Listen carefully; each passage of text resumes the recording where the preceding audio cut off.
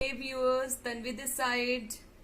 Last lecture में हम लोगों ने challenges faced by Indian politics discuss किया था। इसमें हम लोगों ने ये डिस्कस किया था कि किस तरीके से जो हमारे पॉलिटिक्स थे, जो हमारे लीडर्स थे, उन्होंने कैसे चैलेंजेस फेस किए थे। किस लिए? बट कॉन्स्टिट्यूशन को फॉर्म करने के लिए, और फेडरलिज्म को प्रैक्टिस में लाने के लिए किस तरीके से चैलेंजेस फेस किए थे हमारे लीडर्स ने।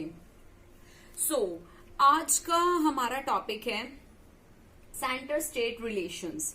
इस टॉपिक में मैं आपको ये पॉइंट्स मेरे कवर होते हैं। मैं आपको एक चीज बताना चाहती हूँ कि सेंटर स्टेट रिलेशंस के अंदर जब फ्रीडम हुई थी, जब इंडिपेंडेंस आफ्टर 1947, आफ्टर इंडिपेंडेंस, जो एक गवर्नमेंट थी वही सत्ता में थी, वही राज कर रही थी। वो कौन सी गवर्नमेंट थी ये आप जानते हैं। कौन सी गवर्नमेंट थी?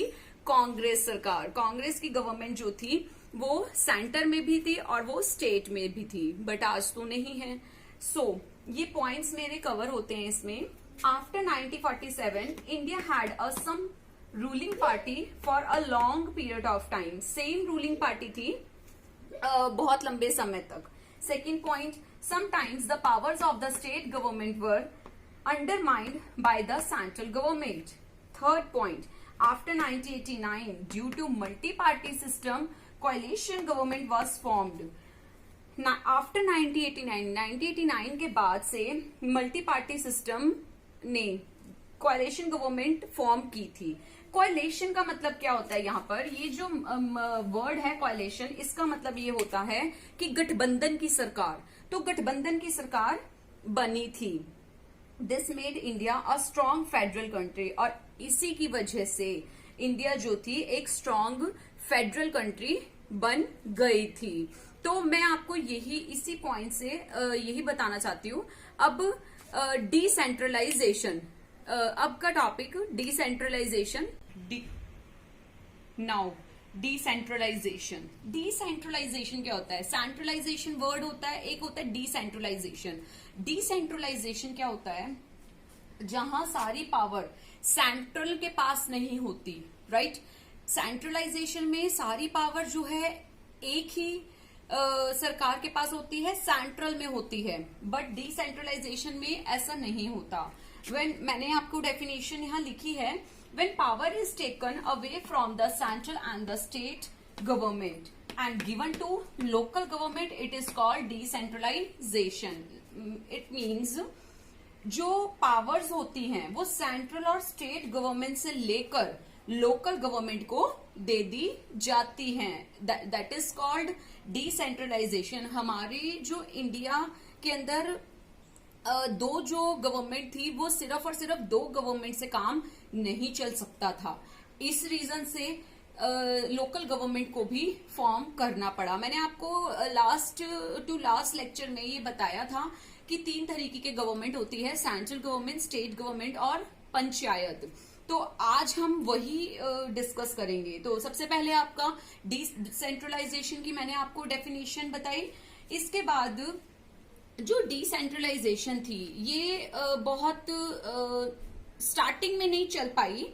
डिसेंट्रलाइजेशन के पीछे एक सबसे बड़ा मोटिव क्या था? सबसे बड़ा मोटिव ये था कि जो इश्यूज थे, जो प्रॉब्लम्स थी, वो लोकल लेवल पर ही सॉल्व हो जाएं, वो सॉर्ट आउट हो जाएं। भी सारा का सारा जो बर्डन है वो सेंट्रल और स्टेट पे ना आए। तो वो जो सारी प्रॉब्लम्स थी वो सारी की सारी लोकल लेवल पर ही सॉल्व हो जाएं। तो यही मेन रीजन था डिसेंट्रलाइजेशन को लाने का। But in the early years local government was not so effective. Local government जो थी स्टार्टिंग टाइम में वो इतनी इफेक्टिव नहीं थी, और changes made in 1992 made it effective and powerful. और इसके पीछे क्या मतलब, एक यही रीजन था कि सारी की सारी चीजें इफेक्टिव नहीं थी, पावरफुल नहीं थी। बट जब 1992 के अंदर जब चेंजेस हुए तभी जाके ये पावरफुल आई, तभी ये चीज एक पावरफुल हो पाई। तो अब नेक्स्ट टॉपिक में हम लोग ये डिस्कस करेंगे। टॉपिक आता है चेंजेस इन 1992। डिसेंट्रलाइजेशन जब इफेक्टिव नहीं हुई तो क्या हुआ कि उसको इफेक्टिव करने के लिए क्या ऐसे पॉइंट्स लिए गए, क्या ऐसा काम किया गया, चेंजेस किए गए। चेंजेस जो थे 1992 में चेंजेस किए गए। फर्स्ट था, it was mandatory to hold regular elections to local government bodies. ये मैंडेटरी कर दिया गया। मैंडेटरी का मतलब होता है कंपल्सरी कर दिया गया कि जो लोकल गवर्नमेंट बॉडीज थी उसमें रेगुलर इलेक्शंस होल्ड हों। Next point, some seats were reserved for SC, schedule caste और अदर बैकवर्ड क्लासेस के लिए सीट्स को रिजर्व किया गया। Third point, 1/3 of the seats were reserved for womens. जो विमेन्स थी उनके लिए 1/3 सीट्स जो थी वो रिजर्व की गई। Fourth point, state election commission was formed in every state to conduct the local body elections. जो इलेक्शन कमीशन थी उसको भी फॉर्म किया गया, उसको भी स्टैब्लिश किया गया कि वो स्टेट और लोकल जो गवर्नमेंट बॉडीज थी वहां पर उस चीज को, इलेक्शंस को कंडक्ट कर सकें। और लास्ट पॉइंट था, state government was required to share some of its power and revenue with the local government. ये भी लिखा गया, ये भी कहा गया कि जो स्टेट गवर्नमेंट थी वो अपनी शेयर में से कुछ रिवेन्यू, अपनी पावर जो है लोकल बॉडी को दे दे। मैं आपको एक एग्जाम्पल से बताना चाहती हूँ। सपोज मैं हरियाणा में रहती हूँ, हरियाणा के अंदर जो मेरी डिस्ट्रिक्ट है अंबाला, राइट। तो अंबाला के जो जितने भी गांव हैं, जितने भी जो उसके लोकल बॉडीज हैं, जो विलेजेस हैं, वहां पर भी एक मतलब हर एक जो इलेक्शंस होते हैं वो वहां पर एक रेगुलर वे में होंगे। जो कुछ रेवेन्यू है जो अंबाला डिस्ट्रिक्ट के जो सरकार, मतलब जो हरियाणा की गवर्नमेंट है उसके पास जो आता है, उस रेवेन्यू में से वो कुछ शेयर या कुछ पावर वो डिस्ट्रीब्यूट करेंगे अपनी लोकल बॉडीज को भी। ऐसा नहीं होगा कि अगर वहां पर सपोज, ऐसा नहीं है कि हरियाणा के अंदर तो बीजेपी की सरकार है बट किसी एक विलेज एरिया में किसकी अदर सरकार है, कांग्रेस की है या बीएसपी है या कोई भी सरकार है, तो ऐसा नहीं है कि वो उस सरकार को उस एरिया को चलाने के लिए, गवर्न करने के लिए, अच्छे काम करने के लिए या किसी भी काम के लिए वो उसको पावर नहीं देगा, उसको रिवेन्यू नहीं देगा। ऐसा नहीं है, राइट। तो ये जो चेंजेस थे ये किए गए जिस वजह से डिसेंट्रलाइजेशन जो थी वो पावरफुल हो गई। Now the last topic is structure of local government. Structure of local government, मैं आपको लोकल गवर्नमेंट का स्ट्रक्चर बताऊंगी। लोकल गवर्नमेंट या पंचायत एक ही बात है। तो इसका जो स्ट्रक्चर है उसमें आपके क्या पॉइंट्स आते हैं। Several members and their head constitutes a panchayat. एक पंचायत कैसे चलती है, कुछ मेंबर्स होते हैं और उनका एक हेड होता है, right. Second point, members are called panch and head is called sarpanch. जो मेंबर्स होते हैं उनको हम पंच बोलते हैं और जो उनका हेड होता है उसको हम सरपंच बोलते हैं। Next point, the head of the जिला परिषद और chairman is called mayor.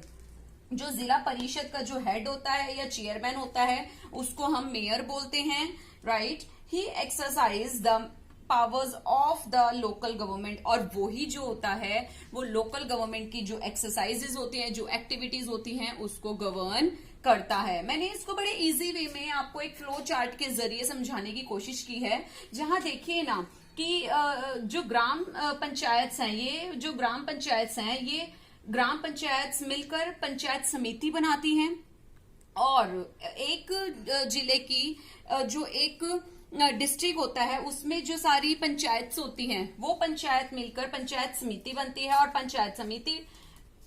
Panchayat समिति जो है वो मिलकर क्या बनाते हैं, जिला परिषद बनाते हैं, राइट। एक बार दोबारा से हम देखेंगे कि जो कुछ ग्राम पंचायत जो होती हैं, कुछ ग्राम पंचायत हैं, ये मिलकर पंचायत समिति बना रही हैं और एक डिस्ट्रिक्ट में एक डिस्ट्रिक्ट की सारी जो पंचायत हैं ये पंचायत समिति को मिलाकर जिला परिषद बनता है। सारी पंचायत को मिलाकर जिला परिषद बनता है।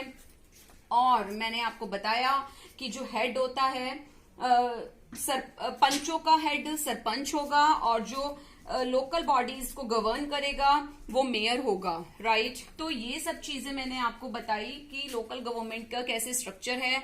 आज जो है ये पावरफुल है, ये इफेक्टिव है, जो 1992 से पहले क्या थी, इफेक्टिव नहीं थी। तो ये जो था, ये हमारा चैप्टर यहाँ फेडरलिज्म का कवर होता है।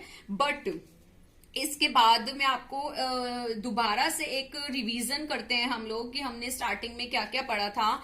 हमने पढ़ा था फेडरलिज्म होता क्या है, उसके फीचर्स क्या होते हैं फेडरलिज्म के। फिर हमने पढ़ा था कि किस तरीके से पावर को डिस्ट्रीब्यूट किया जाता है। फिर हमने पढ़ा था कि किस तरीके से जो हमारे चेंजेस थे हमारे 1992 में हुए। फिर हमने पढ़ा था कि स्ट्रक्चर ऑफ लोकल गवर्नमेंट। तो ये सारी जो हमारा एक रिकैप्चुअल मैंने आपको कराया कि किस तरीके से हमने फेडरलिज्म का पूरा चैप्टर कवर किया था। तो प्लीज मेरे चैनल को शेयर करें, सब्सक्राइब करें, लाइक करें और अपने प्लीज व्यूज, अपने कमेंट्स मुझे बताते रहें। Thank you.